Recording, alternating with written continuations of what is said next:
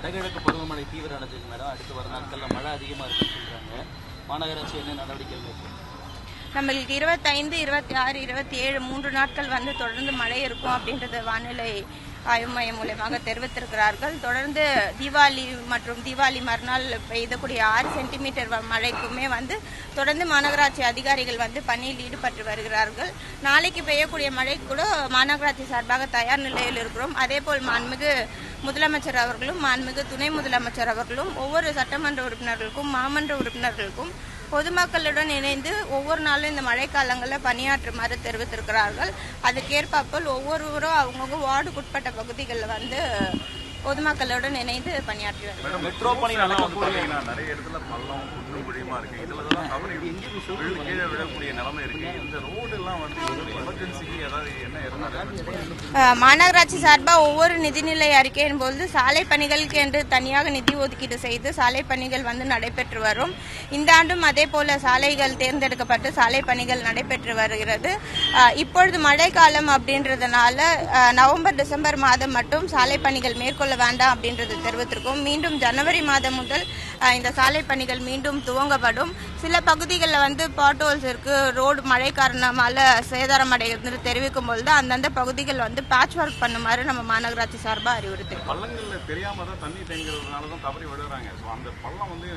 இல்ல அந்த பள்ளங்கள் வந்து பாட்ஹோல்ஸ் எத்தனை இருக்குன்றதே வார்டு வாரியா ஜோன் வாரியா வந்து கணக்கெடுப்பு எடுத்துட்டு வரும். ஸோ அந்த பகுதிகள்லாம் தொடர்ந்து பேட்ச் ஒர்க் வந்து பண்ணிட்டு வராங்க. ஏன்னா மழை காலங்களில் வந்து தார் ரோடு போட்டால் அது மழை பெய்யுதுன்னா அந்த தார் ரோடு வந்து ஸ்டெபிலிட்டி இருக்காது, லைஃப் இருக்காதுன்றதுனால மழை காலங்களில் ரூல்ஸ் படி தார் சாலை அமைக்கக்கூடாது. அதனால ஜனவரி மாதம் தார் சாலை அமைக்கப்படும்.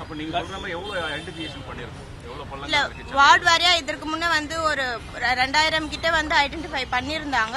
பட் இப்போ கரண்ட் ஸ்டேட்டஸ்ல வந்து பண்ணிட்டு இருக்காங்க. மழை இப்பதான் தொடங்கி இருக்கு. மழை அதிகமா பெய்யும் பொழுது தான் சில பகுதிகளில் சாலை இந்த மாதிரி பாட்ஹோல்ஸ் அதிகமா வரக்கூடிய சூழல் ஏற்படும். இப்பதான் மழை தொடங்கி இருக்கு, போக போக தான் தெரியும். இல்ல அது வார்டு வாரியா வந்து பள்ளங்கள் வந்து மூடப்பட்டதான். நீங்க குறிப்பிட்டு எங்கன்னா வந்து இல்ல நீங்க குறிப்பிட்டு எங்கன்னா வந்து பள்ளம் போட்டு கம்ப்ளைண்ட் ஆகி நாங்க மூடலன்னு தெரிவிச்சா பரவாயில்ல. பாதாள சாக்கடைக்கு நோண்டப்பட்டிருக்கக்கூடிய பகுதியில சாலையை முழுமையா நோண்டி போட்டிருக்காங்க. அந்த சாலை வந்து சேரும் சகதியுமா இருக்கு. அதுல கொண்டு வந்து ஜல்லி மண்ணை கொண்டு போட்டுறாங்க. இன்னும் வந்து மேலும் அதுல வாகனங்கள் செல்லும் போது சேரு சகதியும் அதிகமாகுது. இல்ல இப்போ நம்ம சென்னை மாநகராட்சி முழுவதுமாக பாத்தீங்கன்னா இப்ப வடசென்னைக்கு உட்பட்ட பகுதிகளில் வந்து வடசென்னை வளர்ச்சி திட்டம் மூலியமாக மெட்ரோ துறை சார்ந்து சில பணிகள் வந்து மேற்கொள்ளப்பட்டு வருகிறது. அதே போல தென் சென்னையில பாத்தீங்கன்னா மண்டலம் 14, 15 பகுதிகளில் வந்து மெட்ரோ துறை சார்பா வந்து பணிகள் நடைபெற்று வருகிறது. அப்படி இருக்கும்போது அவங்க துறை முடித்த உடனே நம்ம மாநகராட்சிக்கு NOC கொடுத்த உடனே நம்ம சாலை போடப்படும். ஆனா இப்ப மழை பெய்யுறது, பொதுமக்கள் இடையூறா இருக்கிறது அப்படின்றதுனால ரெஸ்டரேஷன் ஒர்க் வந்து மாநகராட்சி சார்பா நம்ம செய்து தரோம். இப்போ நான் கேட்டது சைதாப்பேட்டில் மேடம், சைதாப்பேட்டில் இதே பிரச்சனை தான். சைதாப்பேட்டை சங்கர் நகர்னு நினைக்கிறேன். அந்த பகுதியில் வந்து இதே மாதிரி தான் பள்ளம் நோண்டி போட்டிருக்காங்க. கிட்டத்தட்ட 3-4 மாசமா வேலை நடந்துட்டு இருக்கு. இப்பவும் அந்த மழை பெய்து தண்ணி தேங்கினதுனால ஃபுல்லா வந்து சேரும் சகதியுமா இருக்கு. இது இந்த மாதிரியான கேஸ் வரும்போது இதை ரெக்டிஃபை பண்றதுக்கு என்ன மாதிரியான நடவடிக்கை எடுக்கணும்?